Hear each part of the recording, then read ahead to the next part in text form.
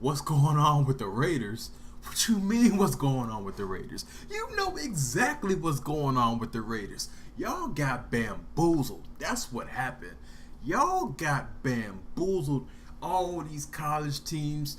Oh, I want Jon Gruden. I need Jon Gruden. All these NFL teams talking about Jon Gruden this, Jon Gruden that for the past however many years. For the past, 6, 7, 8 years? People been like, I want Jon Gruden. I need Jon Gruden. Y'all been bamboozled. Bro, I'm telling you this. I'm a Falcons fan. But I have respect for every team in the NFC South. I have respect for every team. I'm a fan of football. I'm a fan of the game. This is real rap coming at you, man. Jon Gruden is a fraud. He's just a solid coach. He's nothing special. He's a dude that he will get you to the playoffs like half the time, but I mean, he isn't Jesus. He isn't making your team walk across the field like it's Jesus walking over water. It's not happening, bro. Jon Gruden is just okay.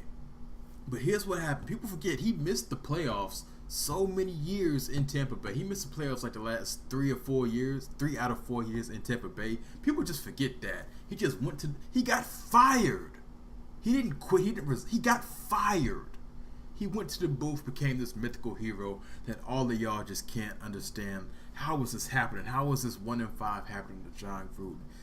This is exactly what he is. He's a dude. I was young. I'm 26 right now. When Jon Gruden was doing his thing, I was young. But, Tampa Bay, they're a solid team. They're a team that, what they were back in the day, they were a team that you knew they were going to play you hard, but were they, serious, super threat to you? No, they weren't. I wasn't old enough for his Raider days, to really, have a grasp of what he was doing back then. But I looked at his records. He started off with 8-8 for his first 2 years. Then he had a 10-win season. Then he won 12 games, and then that was the Tuck rule, which ended up knocking him out. So I respect what he did with the Raiders, but Jon Gruden is just a dude that he knows football, but he's an alright coach. He's an okay coach. But here's what happened. People get in that booth and they sound mythical, bro. I'm telling you, my man Mark Slayer sounds amazing in the booth. Greg Jennings, out of this world in the booth. Troy Aikman sounds okay in the booth. All these, Romo sounds godly in the booth. Witten sounds pretty good in the booth. Everyone that played football on a high enough level to be able to analyze the game in and out, be able to, break down mismatches and all this stuff, they sound amazing in the booth because guess what? It was their job to analyze all this stuff for their entire careers in the NFL. Jon Gruden has been a coach for a long time. He's been an assistant. He's been a quarterback coach. He's been a head coach. He can articulate things in a way that most players who even know all the X's and O's, they can't do it. So he sounds way better than what he is. But guess what? Here's what he is. He's a dude that knows offense extremely well. And if your offense is struggling from an offensive-minded head coach, I don't know what to tell you. They just lost 27-3 to a Seahawks team whose offense is shaky at best and whose defense is half of what it used to be. You only put up 3 against that defense. You turn Derek Carr from an MVP candidate from 2 years ago to a check down master, the likes that we've never seen before. How do you not? You have Amari Cooper, you have Derek Carr, you have beast mode, you have adequate talent to at least put up 17 points a game, and you let the Seahawks, who are actually struggling on defense, in my opinion, well, not struggling, but the offense isn't good enough to sustain their decent defense, which should put you in an advantageous position. See Dallas Cowboys this week against Jacksonville Jaguars. The Jags offense was so bad that the Dallas Cowboys looked godly because they just got short fields the whole game. And y'all couldn't replicate that against the Seahawks. So, Jon Gruden is what he is. He's an okay coach. He will get you to the playoffs, but you're not going to be a super threat to anyone. But what he's doing is he's smart. He knows this. He knows what he is as a coach. He knows what his team is right now. So he's just trying to buy time. What he's doing right now, getting rid of Khalil Mack for 2 first-round picks, He's shopping Amari Cooper for who knows what. He's probably not going to get more than a third for Amari Cooper, I don't think. A second at best. He's shopping what the safety that was picked first in the first round the year after Amari Cooper. I forgot. I don't remember the safety's name right now.